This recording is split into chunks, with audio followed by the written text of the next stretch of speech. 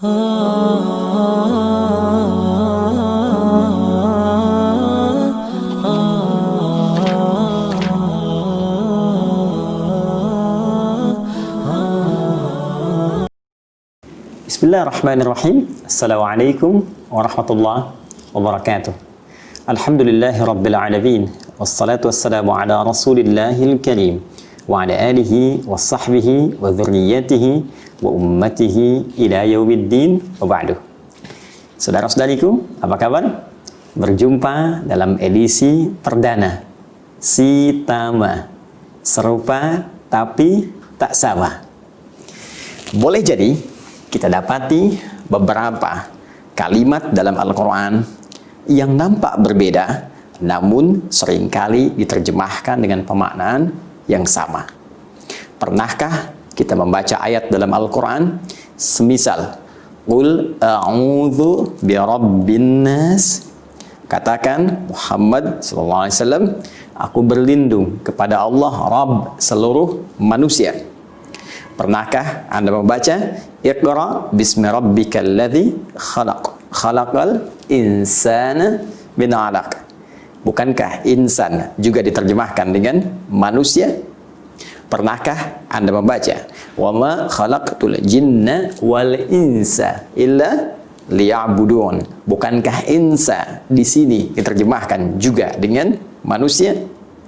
Pernahkah Anda membaca Qul innama ana basyarum mithlukum? Bukankah basyar diterjemahkan juga dengan manusia? Lantas jika terjemahnya serupa, bahkan sama-sama manusia, namun kenapa lafadznya mesti berbeda? Ada basyar, ada insan, ada nas, ada ins. Serupa, tapi lafadznya tak sama. Apa hikmah dibalik penamaan manusia dengan lafaz yang beragam itu? Edisi perdana Sitama akan mengulas hal dimaksud. Baik, hari ini kita akan ambil kata pertama di dalam Al-Quran yang menunjuk pemaknaan manusia, yaitu kata basyar. Kita coba turunkan dulu. Ada basyar, ada al-ins, ada al-insan, juga ada an-nas. Tadi disebutkan di surah paling favorit di muka bumi, Qul a'udzu birabbin nas. Baik, keempat lafaz ini telah kita tegaskan tadi, seringkali diterjemahkan di mushaf dengan makna yang serupa, manusia. Dari keserupaan terjemahan ini, apa rahasia di balik perbedaan nama yang beragam walau menunjuk pada makna yang sering diterjemahkan sama? Mari kita lihat esensinya. Pertama, basyar. Dan ini adalah nama pertama yang diperkenalkan oleh Allah Subhanahu wa Ta'ala kepada para malaikat dan sebagian kalangan jin yang telah tercipta sebelum manusia. Nama pertama inilah yang diperkenalkan oleh Allah kepada malaikat dan kalangan jin dimaksud. Disebutkan dalam Al-Quran surah ke-15 Al-Hijr ayat ke-28. Allah berfirman, wa idh qala rabbuka lil malaikati inni khaliqum basyara min salsalim min hama'im masnun. Muhammad SAW, ingatlah, pahamilah ketika Rabbmu menginfokan, menyampaikan kepada kalangan malaikat dan sementara jin yang hadir pada saat itu, bahwa aku akan mencipta makhluk baru yang bukan malaikat, bukan jin, tapi basyar. Dan basyar ini disebutkan sebanyak 35 kali dalam Al-Quran pada bentuk tunggal mufradnya, dan disebutkan satu kali saja dalam bentuk dual muthanna, yaitu basyaraini. Ya, tersebut dalam Al-Quran surah ke-23 ayat ke-47. Baik, sekarang kita gali kedalaman maknanya. Kata basyar pada mulanya menunjuk pada makhluk yang secara fisikal tampil dengan tampilan yang elok, indah, dengan kulit yang halus. Maka dinamakan dengan bashar. Di sini secara fisikal Allah ingin membedakan tampilan manusia dengan hewan. Seakan-akan ingin menunjuk bahwa tampilan manusia sempurna, tampilannya indah, elok, kulitnya halus. Walaupun ada perbedaan pigmen kulit yang disesuaikan dengan wilayah tempat dia tinggal, sesuai dengan cuaca yang ia rasakan, agar bisa menyesuaikan dengan iklim, beraktivitas nyaman di tempat dia hidup. Namun, kesemuanya memiliki tampilan kulit yang halus dan sempurna ciptaan fisiknya.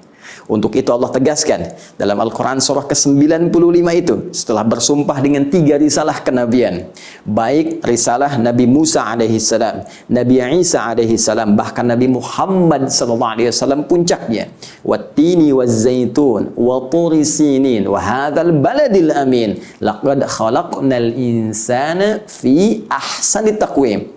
At-tin dan zaitun, tempat wilayah Nabi Isa dari mulai lahir sampai berdakwah. Wa turi sin, ya, bukit Tursina, Nabi Musa alaihi salam menerima wahyu. Wa hadzal baladil amin, Nabi Muhammad sallallahu alaihi wasallam diangkat mendapat risalah di Mekah, di negeri yang sangat terjaga. 3 risalah yang istimewa ini untuk bersumpah pada penekanan penciptaan manusia yang sempurna. Laqad khalaqnal insana fi ahsani taqwim. Kami ciptakan manusia dengan tubuh tampilan yang sempurna. Apa di antara kesempurnaannya? Bashar, berbeda dengan hewan. Kalau hewan kita dapatkan, Masya Allah, kalau nggak percaya pergi ke kebun binatang. Coba bandingkan kulit Anda dengan kulit badak. Bandingkan kulit Anda dengan kulit singa. Bandingkan kulit Anda dengan kulit kerbau. Kalau dikembalikan kepada kita, tampilan manusia lebih sempurna.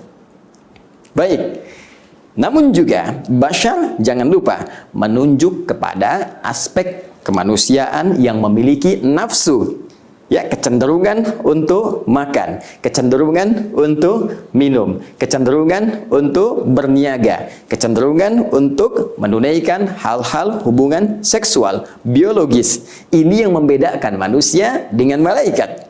Malaikat tidak makan, malaikat tidak minum, malaikat tidak berhubungan seksual, malaikat tidak berniaga.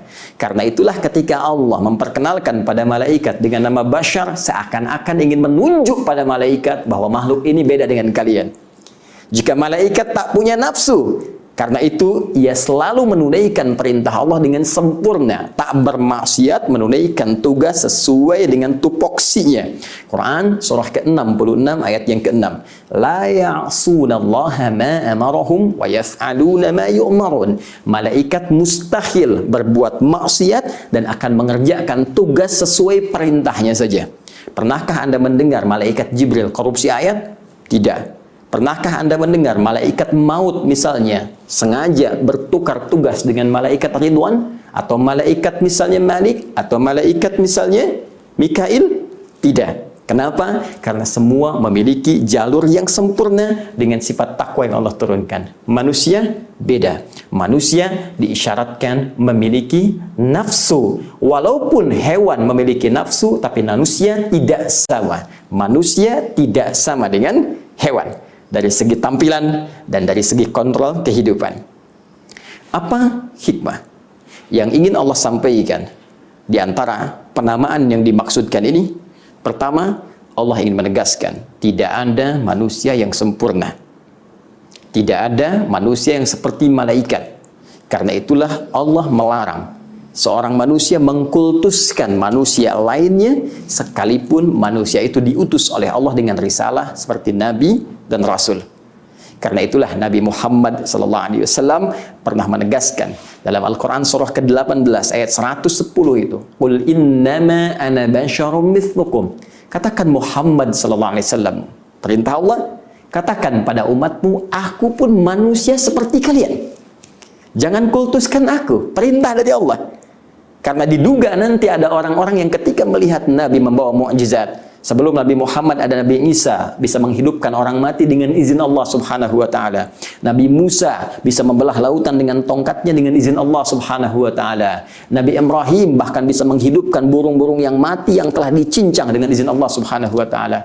Jangan sampai ketika engkau melihat mukjizat itu atas izin Allah yang menguatkan kerasulan mereka, namun engkau alih tafsirkan dengan pengkultusan sehingga engkau bisa saja menjadikan Isa melampaui batas-batas kenabian. Mungkin engkau akan menduganya sebagai lebih daripada nabi, ada yang menjadikan Tuhan, ada yang menjadikan lebih daripada itu, ada yang bahkan menaikkan derajatnya lebih dari sisi kemanusiaan dan tugas kerasulannya. Apa kata Nabi? Nabi meneruskan perintah Allah, yuha ilayya, aku manusia seperti kalian, cuma bedanya aku diberikan wahyu. Jadi hikmah yang pertama, penamaan Bashar ini memberikan kesan kepada kita bahwa satu, ikuti petunjuk para rasul, tapi jauhi pengkultusan setiap manusia, baik dari kalangan rasul ataupun orang-orang soleh. Bukankah bencana pertama yang menjadikan manusia beralih dari penghambaan kepada Allah Subhanahu wa taala saat sementara kalangan masyarakat mengkultuskan orang-orang soleh? Mari kita lihat Quran surah ke-71, surah Nuh ayat yang ke-23, ketika Nabi Nuh alaihi salam mulai ditugaskan oleh Allah dengan risalah pertama, mengajak kalangan masyarakat untuk kembali kepada Allah, menyembah Allah secara hanif dengan cara yang benar. Maka apa respon mereka ketika mereka menjawab risalah Nuh alaihi salam itu? Wa qalu la tadharunna alihatakum wa la tadharunna wadda wa la suwa'a wa la yaghutha wa ya'uqa wa nasra.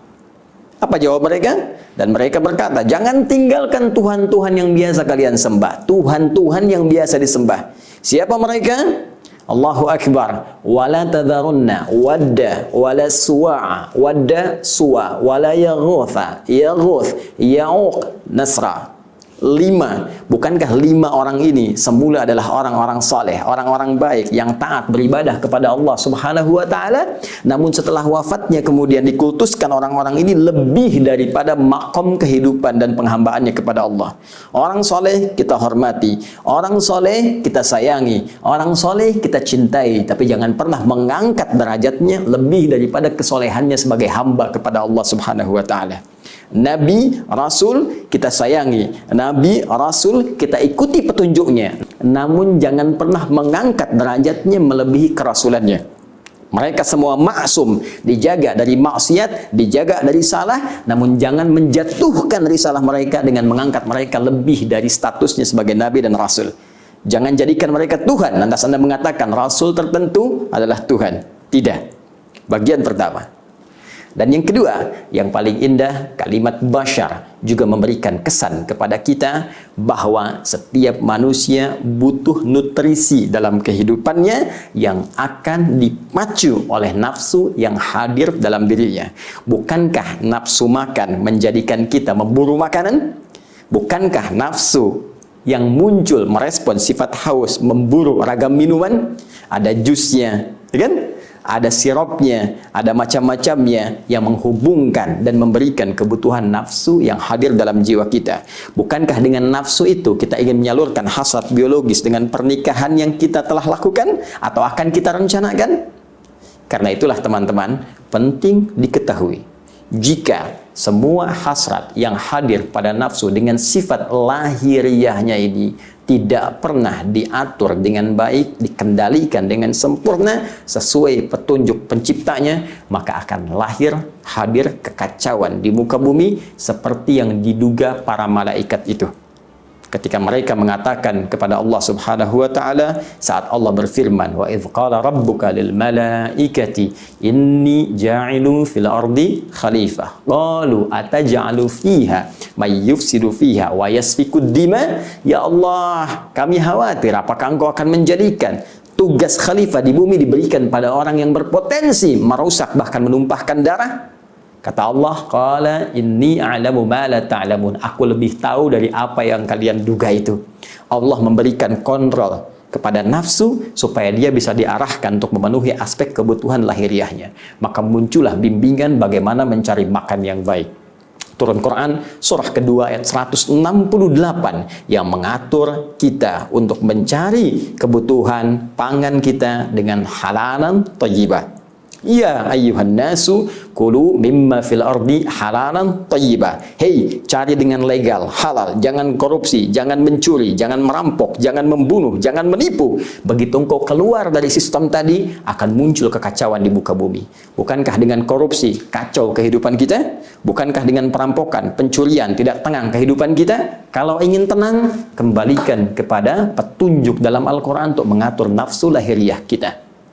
Demikian ketika Anda ingin menyalurkan hasrat biologis, seksual, maka turun aturan. Allah berikan gambaran kepada kita, lakukan lewat pernikahan. Quran surah ke-30 ayat ke-21. Disalurkan dengan cara yang benar, ada sistemnya, ada hukumnya, ada paparannya, ada petunjuknya. Dilakukan ini, sempurna kehidupan rumah tangga. Dilampaui atau bahkan disalahi petunjuk ini, maka akan muncul kekacauan yang tidak biasa. Bukankah karena perbuatan zina yang menyebar banyak wabah bertebaran? Bukankah karena perbuatan zina, selingkuh, banyak kemaksiatan, bahkan tidak sedikit pertumpahan darah terjadi? Saudaraku, bahkan dalam hal untuk berbisnis, berusaha pun, berniaga pun, Allah turunkan aturan supaya kita bisa mengendalikan nafsu dengan baik. Itulah bashar, makhluk indah, elok, ciptaan Allah yang diberikan satu keistimewaan dengan kontrol Rabbani yang memberikan arahan pada hal-hal yang sangat luar biasa. Maka sekali lagi, kita makhluk yang tidak mungkin sempurna, tapi juga dengan itu kita diminta menata diri agar tidak melampaui batas-batas kemanusiaan kita. Pun demikian, baca Al-Quran, temukan kata bashar, dan di situ ada petunjuk bagaimana kita mesti mengendalikan nafsu kita ya, sehingga benar dalam petunjuk Allah Subhanahu wa Ta'ala. Adi Hidayat, si Tama, edisi perdana. Assalamualaikum warahmatullahi wabarakatuh.